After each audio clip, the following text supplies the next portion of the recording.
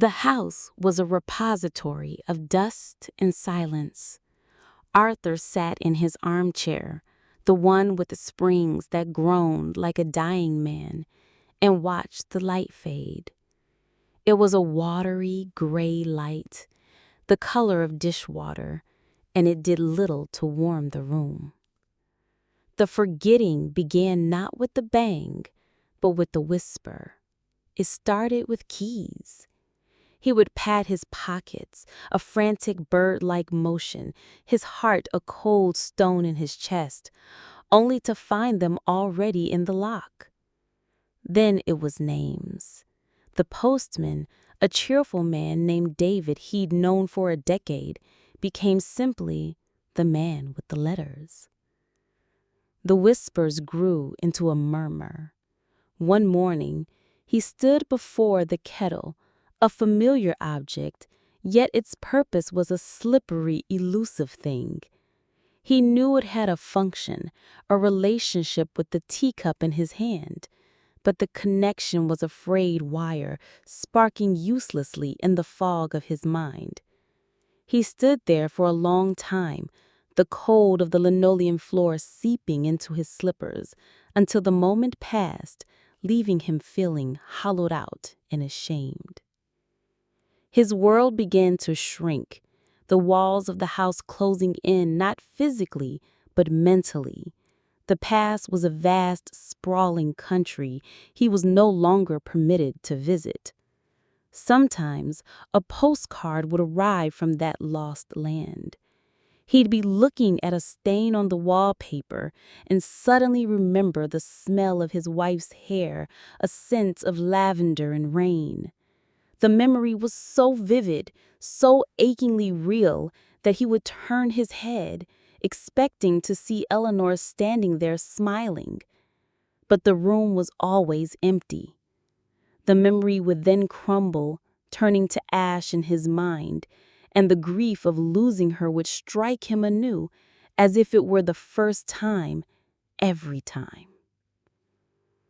A woman with kind, sad eyes started to visit. She would bring him biscuits and speak in a soft, patient voice. He knew he was supposed to know her. There was a ghost of a feeling, a warmth associated with her face. But her name, her story, was a book written in a language he could no longer read. "It's me, Dad. It's Sarah," she would say, her smile trembling at the edges. He would nod, a polite, vacant gesture. "Sarah," he'd repeat, the name a strange shape in his mouth. He would watch her tidy the room, her movements full of a sorrow he could sense but not comprehend. Sometimes he saw her wipe a tear away when he thought he wasn't looking, and a dull ache would bloom in his chest. He felt he was the cause of her sadness, but the reason was a locked door for which he had no key. The photograph on the mantelpiece was his most painful tormentor. A woman, young and laughing, frozen in a sun-drenched garden. For a long time he knew her as Eleanor, my Eleanor. The words were an anchor. Then one day, he looked at the photograph and knew only that he had loved her. The name was gone, swallowed by the fog. Soon after, even that certainty vanished. She became a beautiful, anonymous woman in a silver frame, a stranger. The final betrayal came from the mirror. He shuffled into the bathroom one evening, drawn by a need he couldn't name. He flicked on the lights and recoiled.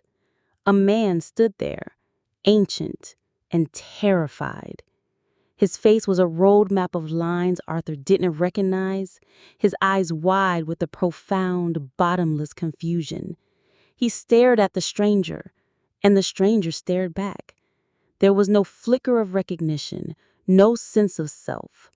The man in the mirror was just another object in a world that no longer made sense. Arthur was not in the room.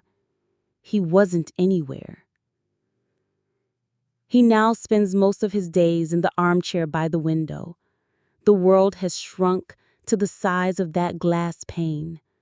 He watches the rain fall, each drop a separate, meaningless event. He feels the chill in the air. He hears the house groaning around him. There are no memories to comfort him, no past to haunt him. There is only the long, gray, unending present. The fog has finally settled, thick and permanent, and in its silent, white embrace, there is nothing left to forget.